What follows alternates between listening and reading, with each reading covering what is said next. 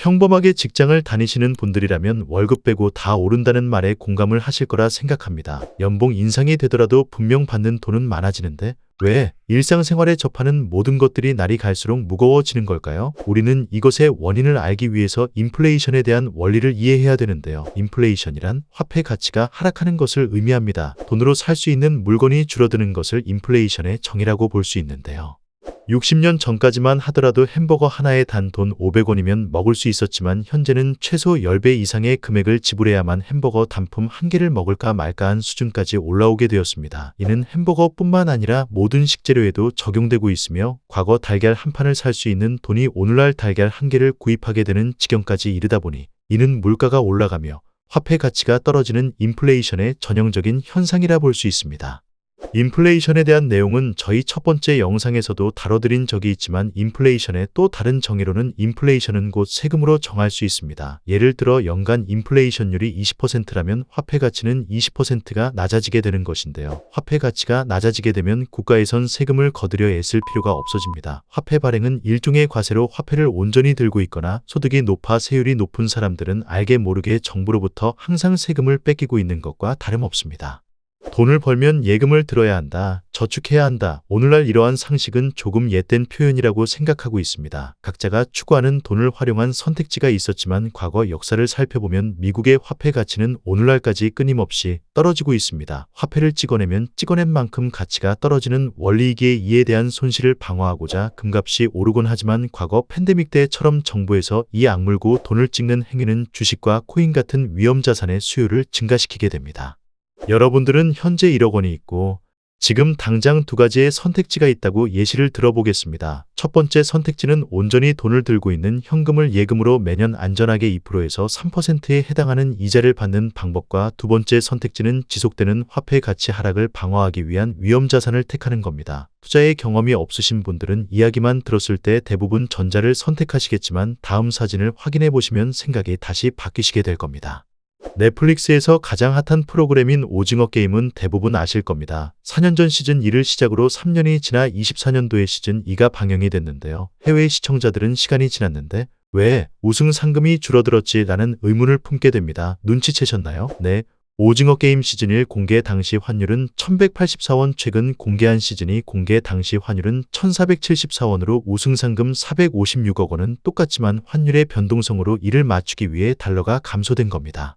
여기서 우리가 알 수 있는 것은 3년 전 1억 원이라는 현금을 온전히 들고 있더라면 오늘날 그 1억 원의 가치는 20%를 손실보게 되어 8천만 원의 가치로 추락했다는 것이죠. 이것에 있어서 우리는 경각심을 가지고 있는 돈을 어떻게 지켜낼 것인지, 더 나아가 이 돈을 어떻게 획기적으로 사용할 것인지를 중요하게 생각해 볼 필요가 있습니다. 예금만 들어서 돈을 번다는 것은 다 옛말입니다. 실질적으로 예금 이자를 받았어도 3년간 원화 가치는 20% 이상 하락했으니 손실을 피하지 못했을 것이죠. 자, 그러면 우리가 들고 있는 이 돈을 어떻게 활용할까를 생각해 봤을 때 가장 먼저 떠오르는 것은 대표적으로 금과 전 세계의 기축통화인 달러를 생각하실 겁니다. 물론 이 둘을 3년 전에 투자했다면 상당히 좋은 수익률을 가져갈 수 있겠지만 저는 시대가 변함에 따라 금과 달러를 대체할 수 있고 기대의 수익률 또한 매우 높은 비트코인을 선택할 것입니다. 여러분 블랙록을 알고 계신가요? 블랙록은 전 세계에서 가장 많은 돈을 굴리고 있는 자산 운용사로 운용 자산 금액은 1경 6천억 원, 전 세계의 모든 돈을 굴리고 있다고 봐도 무방합니다. 전 세계의 모든 돈을 쥐고 있는 만큼 이들이 선택한 분야에 집중해야 돈을 벌 수 있는데요. 블랙록의 CEO 레리 핑크는 CNBC 인터뷰를 통해 이야기합니다. 비트코인은 금보다 더 큰 자산이고 인플레이션을 동반한 불확실한 경제 상황에서 부의 보호 수단으로서 강력한 잠재력을 지니고 있습니다. 이러한 블랙록은 과거 24년도 1월 첫 비트코인 ETF를 공개하며 전 세계의 이목을 끌었는데요. 대부분의 반응은 저렇게 변동성이 높고 리스크가 심한 상품을 왜 출시했는지 혹은 이제는 블랙록이 갈 때까지 갔구나라는 반응 등 상당히 좋지 않은 비판적인 이야기가 거론되었지만 결과적으로 24년도 12월 기준 블랙록 IBIT 비트코인 ETF는 출시 11개월 만에 500억 달러가 넘는 거대 ETF로 성장됨과 더불어 블랙록이 운영하는 1,400개가 넘는 ETF 중 어느 것도 이만한 성과를 낸 자산은 없었습니다. 현재 블랙록 IBIT의 규모는 50개 이상의 유럽시장 중심 ETF가 운용자산을 합친 것과 맞먹는 수준으로 커졌으며 이는 역사상 가장 완벽하다고 볼 수 있는 금 ETF를 아득히 추월한 미친 퍼포먼스를 보여주고 있습니다. 또한 비트코인은 전 세계 1위 자산운용사가 쉴링하는 궁극적인 이유가 몇 가지 존재하는데요. 첫 번째, 높은 변동성이 있는 것은 맞지만 높은 변동성이 있는 만큼 그 어떠한 자산보다 수익성이 좋다는 점. 미국 대표 지수인 S&P 500과 비교해 보았을 때 비트코인은 평균 3자리에서 많게는 한 해 동안 1300%라는 어마어마한 성장성을 보여주었으며 15년도부터 24년도까지 9년이란 시간 한 해 동안 마이너스로 마감된 해는 단 2번밖에 없었습니다. 이렇게 매년 좋은 성과를 보여주고 있다는 것은 비트코인은 어떠한 자산과도 상관관계가 거의 존재하지 않다는 뜻이며 이는 증시 영향에 큰 타격이 없다는 것과 마찬가지입니다. 한 가지 예시로 과거 23년도 초 미국 지역은행이 붕괴하는 동안 전 세계 증시는 폭락했지만 유일하게 비트코인만 같은 기간 40% 이상 상승하며 경제 리스크가 동반할 때 이를 방어할 수 있는 해칭 자산의 역할을 완벽하게 보여준 역사가 있습니다. 일경 6천조의 자산을 운용하는 블랙록이 이를 두고 이야기합니다. 비트코인은 정말 새롭고 독특한 자산이다. 기존에 우리가 알고 있는 돈과 다르고 주식이나 채권과도 전혀 다른 모습이다. 하지만 명확한 것은 비트코인은 글로벌 경제 불확리은에 대한 대비책이 되며 새로운 금융 시스템의 중심이 되고 있다. 또한 세계 최대 헤지펀드를 운영하는 브리지워터 어소시에이츠의 창립자이자 월가에서 가장 유명한 투자자로 불리는 레이 달리오는 금융시장에 큰 영향을 미치며 특히 미국 경제와 중국과의 관계 그리고 인플레이션 및 금리 정책 등의 의견이 자주 지목받는 주요 인물인데요. 입이 무겁기로 유명한 그도 글로벌 부채 증가 위험성을 대비하여 자산을 지키고 싶으면 금이나 비트코인을 구입해야 한다고 이야기할 만큼 오늘날 비트코인은 글로벌 경제의 리스크를 방어하기 위한 필수 자산으로 자리 잡고 있는 중요한 지점에 위치하고 있습니다. 전설적인 투자자 레이 달리오, 친암호화폐 성향인 트럼프 그리고 블랙록을 필두로 월가에서 날고 긴다는 자산 운용사들까지 이들의 공통점은 모두 비트코인이 차세대 혁신 자산이라 부르고 있는데 특히 블랙록 같은 경우는 CEO까지 발벗고 나와 비트코인 소유에 대해 강한 어필을 하며 본인들의 비트코인 ETF를 간접적으로 홍보하는 이유는 더 큰 시장을 준비하기 위해 최초 밑작업을 하는 과정이라고 생각합니다.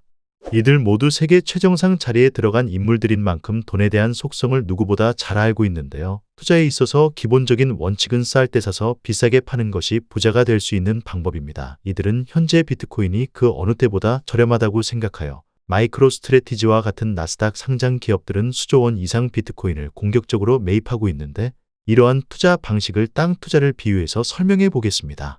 과거 판교, 분당, 동탄 등 주요 신도시들이 개발됨에 있어서 흔히 말해 아파트 투자는 로또 투자라고 부르기도 했는데요. 사실 신도시가 개발될 때 최대 수혜를 보는 투자자들은 다름 아닌 처음 밑거름이 되는 땅 투자를 했던 사람들입니다. 땅 투자의 전설이라 불리는 대구 법무사님의 이야기가 있는데요. 이분은 과거 물려받은 재산 1억 원을 어떻게 투자할지 고민한 끝에 사람들이 관심을 잘 안 가지고 비교적 시세가 저렴한 교도소 인근 땅을 한 평에 1,000원 10만 평을 구입합니다.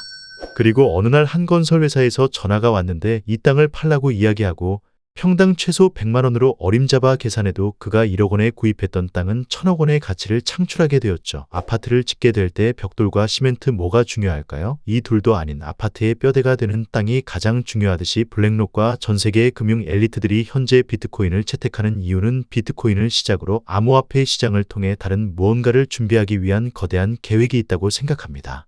크립토 벤처 캐피탈 중 나름 네임밸류가 있는 판테라 캐피탈이라는 VC가 있습니다. 이들이 최근에 공개한 문서를 확인해보면 판테라가 출시한 비트코인 펀드는 최근 1000배라는 엄청난 이점표를 달성했는데요. 해당 펀드의 평생 수익률은 자그마치 13만 %가 아득히 넘습니다. 13년도부터 15년도 사이에 전 세계 비트코인을 약 2%를 매수하게 됐는데 이들이 2%를 매수할 수 있던 이유는 저렴했기 때문에 당시 비트코인 평균 금액은 $300로 당시 환율로는 한국 돈으로 30만 원쯤 됐습니다. 오늘날 비트코인은 1억 5천만 원을 호가하고 있으며 수조 원을 굴릴 수 있는 자금이 존재하지 않는 이상 오늘날 전 세계 비트코인 2% 매입은 불가능의 영역과 가깝습니다. 여기까지 비트코인의 가치성과 인플레이션의 방어 수단으로 비트코인을 왜 해야 하는지 이해가 되시겠지만 반대로 이미 비트코인은 개당 1억 5천만 원이라는 진입 장벽이 무겁게만 느껴지시겠지만 판테라가 오늘날 13만 %라는 수익성을 거두게 된 것은 불과 10년 만에 일어난 것이며 비트코인은 이 세상에 탄생한 지 고작 15년, 정식적인 ETF 출시는 이제 1년밖에 되지 않았기 때문에 사람으로 따지면 지금 막 걸음마를 뗀 유아기 상태라고 볼 수 있습니다. 최초의 주식시장은 네덜란드 암스테르담 증권거래소를 최초로 오늘날까지 성장하는데 400년이라는 시간이 걸렸습니다. 다시 한번 말씀드립니다. 비트코인이 이 세상에 탄생한 것은 2009년이고 ETF가 출시된 것은 고작 1년밖에 안 됩니다. 미국 달러는 출시 이후 마이너스 90% 이상의 가치를 손실하고 있습니다. 미국 달러의 위상은 계속 흔들리고 있습니다. 비트코인은 인터넷보다 빠른 속도로 성장하고 있으며 최고 안전자산인 금과 비교했을 때 금은 자연성 채굴 가능성이라는 제한성이 없는 공급을 띠고 있지만 비트코인은 2100만 개를 명확한 발행량을 나타냅니다. 트럼프 시대가 열린 지금 여러분의 돈을 어떻게 지키실 건가요? 비트코인을 자산으로 채택해야 되는 궁극적인 이유는 다음 시간에 이어서 다뤄드리겠습니다. 구독과 좋아요는 여러분들께 더 양질의 컨텐츠를 보답할 수 있는 원동력이 됩니다. 오늘도 시청해 주셔서 감사합니다.